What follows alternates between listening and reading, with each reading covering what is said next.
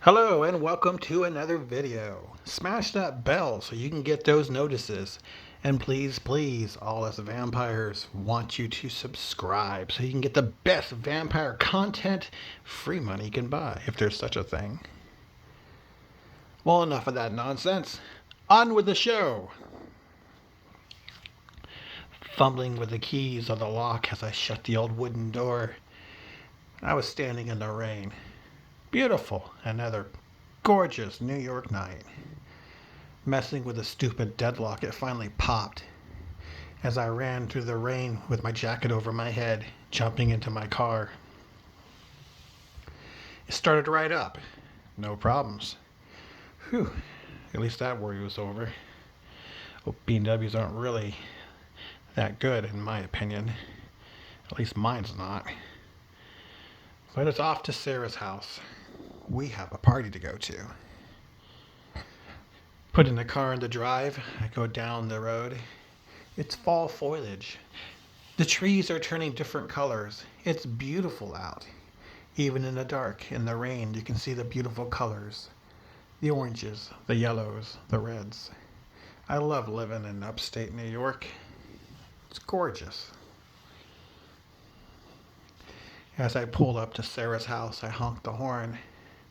She's kind of a pain in the ass, but she's a friend with benefits. And on a cold night like tonight, with the way she can work that mouth, oh my God, she's a good friend to have. She must have been out by the window, because as soon as I honked the horn, she was right out that door. She jumped in the car with a smile. She's like, all right, where are we going? And I'm like, you ready? She's like, yep. And I put the car in the drive. I'm like, it's a secret. Going down the dark road. It's a dark country road, like most places in upstate New York. Past Fort Drum. We're heading towards the Canadian border. You can see the giant lake out there. It's beautiful. The ice is starting to form. It's almost time to snow. It's really cold, you can tell. I mean, you can really tell if you look at Sarah. Her headlights are on. As I put my blinker on, we're pulling into Christina's neighborhood. Looking up her long drive, there's candles lit all the way up her driveway. Kind of fancy, I kind of dig it.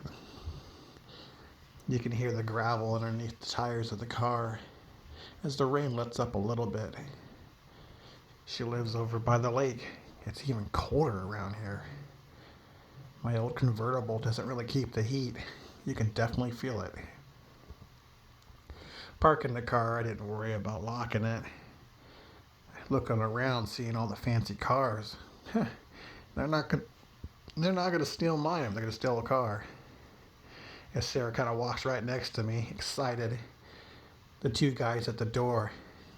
One grabs one door and one grabs the other as they open the doors for us and take their hats off.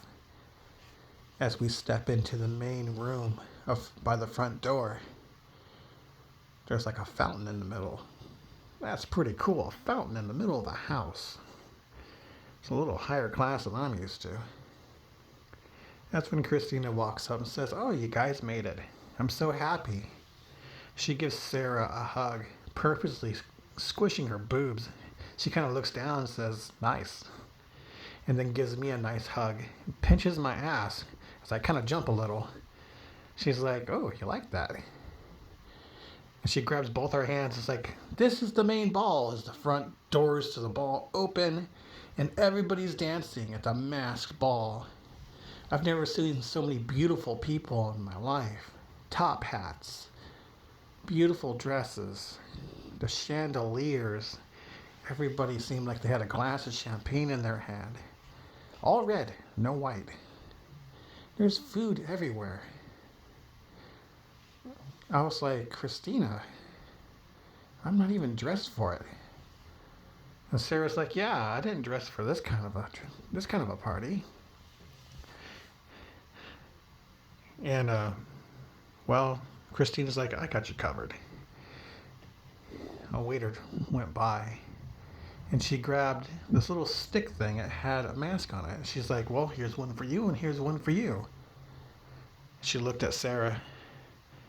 She's like, well, I gotta talk to him, so I want you to go out the back door and go by the bonfire. There's a lot of people talking out there. You're gonna get to know the boys and some of the other girls, and I want you to have a good time and drink as much as you want. She's like, I need to talk to him. Sarah's like, okay. And she walked through the ball and walked down the stairs on the other side. Christina grabbed me, kind of locked our elbows together. She walked me through the ball. She's like, it's no accident. Well, Sarah's kind of a walking accident, but the reason you're here is because I wanted you here. You're the last of your family. Your mom just died. Your sister was an alcoholic. And you're not really the best person in the world. And I was like, fuck you too. And she's like, no, don't take it that way. What I mean is, you need to be with me. You need to be associated with me and my friends. I can help you. You don't have a lot going for you. You mind the store. Your dad's been running for years. You drive his old car. I want you to do better. And Christina's like, besides, you're cute as hell. And I just kind of blushed looking down. I'm like, okay. And she grabbed 2 glasses. She's like, cheers. As they hit, they made that little bell sound as we drank the red wine, which wasn't red wine. It was incredibly sweet, but had a bitter aftertaste. But it was good.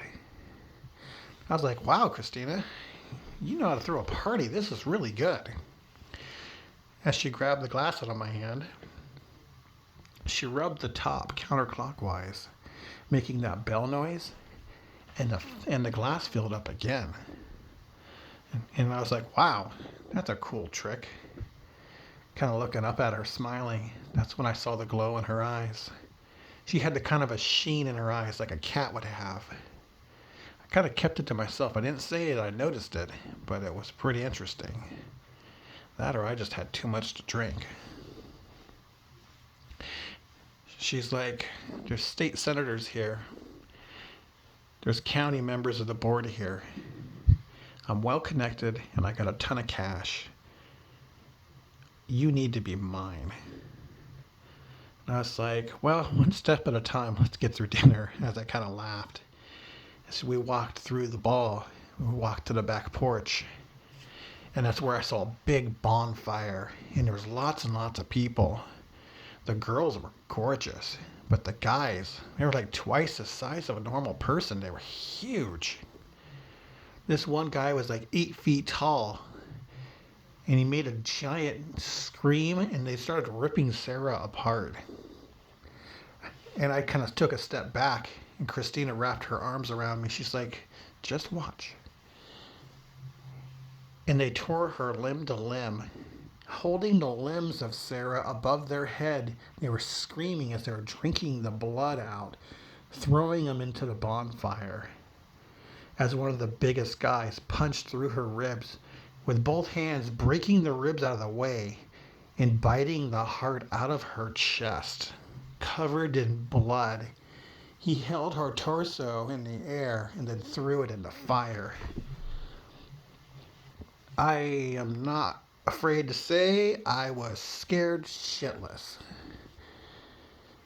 And that's when Christina just said, the big guys are enforcers. People that are problems get dealt with. It's not an accident Sarah was here. Yes, I didn't want her here, but she had to be here. And I was like, what, to get killed? And she's like, no, to be dealt with. She's been a pain in the ass from the beginning. Ever since her family's been here, they've always been a thorn in my side. And, well, thorns in my side get dealt with. Like I said, the big ones are enforcers. I do have followers, the females. They take care of problems too, but a lot more discreetly. The males are brute force, though. I just wanted you to see that. And I just looked at Christina. I'm like, why did you want me to see this? You just murdered my friend. Christina said, if you're going to be with me, I need you to know you have power at your fingertips. If you have problems, I have problems, and I solve them. So, long story short, you don't have problems anymore. As she grabbed me and hugged me, she said, don't worry. This is a lot to take in, but that's why you're here tonight. As we walked back into the giant ballroom, we started to dance. As we went by one of the big mirrors, the ballroom was empty. There was no one but me in the mirror. As we did a circle doing the dance, I looked around and everybody was around us having a great old time. And that's when I realized I was in a lot of trouble. Like I didn't know before, as my friend just died. But now I realized I'm the only human here. Not good. Christina stopped dancing with me and held me very, very close. She's like, I want you to be mine, and I won't take no for an answer. As she sucked on my earlobe and drug her teeth down my neck. It felt like scissors going down my neck, and that's when I felt the pinch. I leaned back and she leaned forward. I knew what she was doing, and oddly enough, it felt good. I could hear my heartbeat through my neck. I know it sounds weird, but I could. All I could do was stare at the ceiling as she drained me. I felt like I was a soda can being punctured by a pair of scissors, and everything was being drained out. But oddly enough, I liked it. As she leaned back and I kind of stood up more on my feet, I felt lightheaded. And she's like, you're mine now. You'll have to feed, but you're mine. As I smiled, I liked it. I don't know if that was good, but I was one of them. I looked in the mirror and my reflection was fading. I felt stronger. I felt better. And you know what? I knew deep, deep down inside, not only was I one of them, I always wanted to be one of them. Hope you liked tonight's story. As always, don't forget to subscribe and smash the bell for notifications. And if you can do us a favor, it doesn't cost you anything extra just to hit that thumbs up. Hit that thumbs up to see if you liked the video. And if you didn't like the video, hit the thumbs down and tell us why. That way we can fix the content. Alright, that's the video for tonight. Hope you guys liked it, and like always, have a good night.